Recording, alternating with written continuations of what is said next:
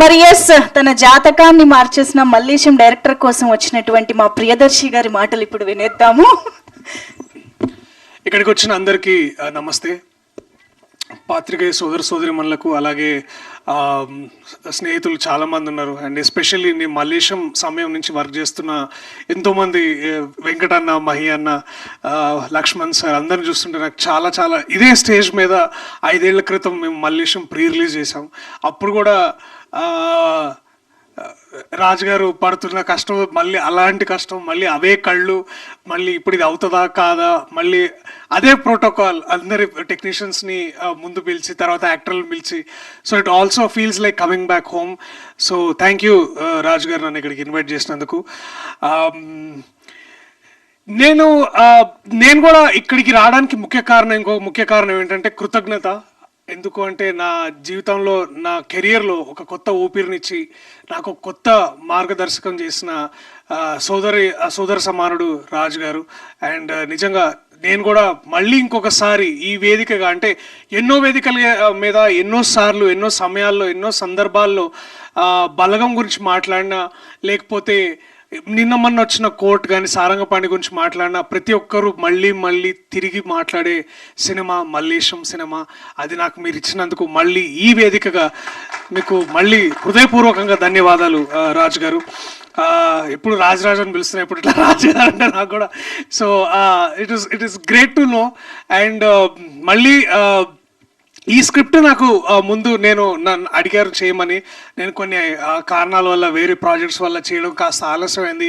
అయినా నాకు తెలుసు ఎక్కడో మైండ్లో ఎక్కడో ఒక రాజు గారి దగ్గర ఒక అన్స్టాపబుల్ బగ్ ఉంటుంది అనమాట. నన్ను ఎవరు ఆపేది, నేనేం చేయలేనా, ఇట్లాంటి ఒక అంటే ఇప్పుడు వదిలేస్తే ట్రంప్ మీద కూడా పోయి నిజంగా ప్రశ్నిస్తాడు ఆయన కూడా, నువ్వు 100% టారిఫ్ ఎట్లేస్తావు మా మీద అని. సో అట్లాంటి మనస్తత్వం ఉన్న వ్యక్తి ఇలాంటి ఒక సబ్జెక్ట్ ఎంచుకొని చట్టం అనేది అందరికీ సమానమేనా అని ప్రశ్నించడం అన్నప్పుడు నాకు కాస్త ఎక్కువ సర్ప్రైజ్ అవ్వలేదు, కానీ చాలా చాలా గర్వంగా ఫీల్ అయ్యాను. సో ఇక్కడికి నేను రావడానికి, ఇక్కడ నించొని మాట్లాడడానికి ముఖ్యమైన ఇంకో కారణం, ఇవాళ నేను చాలా గర్వపడుతున్నాను. నేను అన్నగా భావించే రాజు గారు ఇలాంటి ఒక సబ్జెక్ట్ తోటి, ఇలాంటి ఒక ఇంపార్టెంట్ టాపిక్ని తీసుకొచ్చి హిస్టరీలోకి మళ్ళీ వెనక్కి వెళ్ళి ఇలాంటి సమాధానాలు, ఇలాంటి ప్రశ్నలు మళ్ళీ అడగడం చాలా చాలా ఇంపార్టెంట్ అని భావించి ఇలాంటి సినిమాలు చేయడం నిజంగా నేను ఎంతో గర్వపడుతున్నాను. అండ్ తెలుగు సినిమాకు కూడా చాలా చాలా lucky that we have a director like Raju garu, we have a producer like Raju garu. ఆయన నేను ఇప్పుడు కాదు ఎప్పుడు చెప్తుంటా, ప్రొడ్యూసర్గా ఫెయిల్ అవుతారేమో కానీ డైరెక్టర్గా, ఒక రచయితగా, ఒక మంచి మనిషిగా మనందరికంటే ముందు ఎంతో ముందుండి ఎంతో గొప్పవారు రాజుగారు. ఆ విషయంలో నాకు ఎటువంటి సందేహం లేదు. This goes by saying without any reasonable doubt. So I'm grateful for films like that. And also ఎక్కడో కాస్త ఈర్ష ఉంది. ఇందాక ట్రైలర్స్ ఉంటే అబ్బా అప్పుడు డేట్లు కుదురుంటే చేసేవాళ్ళం కదా, ఇప్పుడు ఏంది అని అనిపించింది. So I know the potential what you can bring to the stage and to the stories. And ఒక్కోసారి అంటే దాశరథి గారు రాసిన పోయమ్స్ లాగే ఉంటుంది ఆయన లైఫ్ కానీ, ఆయన లైఫ్ స్టైల్ కానీ, ప్రశ్నించే విధానం కానీ, లేకపోతే ఎంతో అంటే ఇట్లాంటి కథలు చెప్పే ముందు వారు ఆ కథని పూర్తిగా వింటారు. అంటే ఇట్లాంటి ఎన్నో కథలు వింటారు, అర్థం చేసుకుంటారు. అవి ఎక్కడున్నా సరే అవి నెగ్లెక్టెడ్ కానీ ఫీల్ అయితే వాటిని బయటకు తీసుకొచ్చి మన ముందు పెడతారు. చాలాసార్లు చాలా అన్కంఫర్టబుల్గా ప్రశ్నలు అడుగుతుంటారు. అండ్ ఆ విషయం మేబీ ఆ డిస్కషన్ అక్కడికి ఆగిపోద్దాము, కానీ ఆ ప్రశ్న మనలో బయలుదేరుతుంది. అలాంటి సినిమానే 23 కాబోతుంది. సో దయచేసి మీరందరూ మే 16ను చూడండి. అండ్ ఎందుకంటే కేవలం ఇది రాజుగారు చేసినందుకు కాదు, కానీ తెలుగు భాషకి, తెలుగు పాటకి, తెలుగు సినిమాకి ఒక కొత్త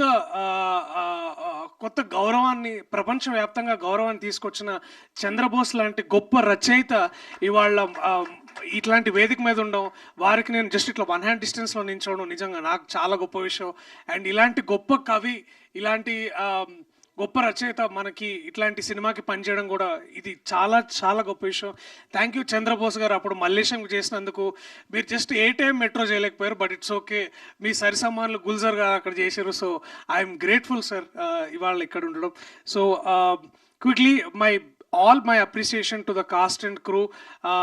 తేజ, తన్మయ్, తేజ ఐ థింక్ ఆ సాగర్ నీలో ఇంకా కనిపిస్తున్నాడు నీ కళ్ళల్లో, నీ స్పీచ్లో. ఇంకా రైటా రాంగ్ డిసిషన్ తీసుకోలేని. It's a very very very confusing but a very beautiful space.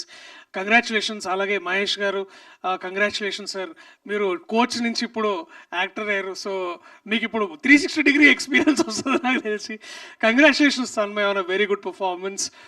My brother Pavan Ramesh ఎక్కడో ఇట్లా కరెక్ట్గా 8-8 ఏళ్ల క్రితం ఐ థింక్ ఏదో ఇట్లా ఊర్లు పడి విత్తనాలు అయ్యి అమ్ముకుంటే వీడియోలు చేసి అక్కడి నుంచి ఇవాళ to from the soil, from the man from the soil, the actor from the soil లాగా.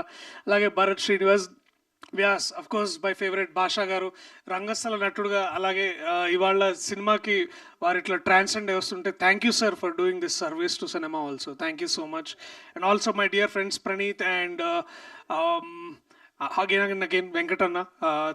నువ్వు అప్పుడు చెప్పినావు ఈ సినిమా నువ్వు చేయరా దర్శి ఇది బాగుంటుందని.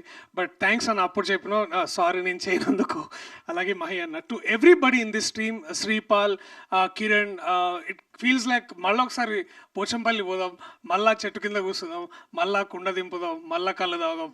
ఈసారి మనం 23 గురించి మాట్లాడుకుందాం.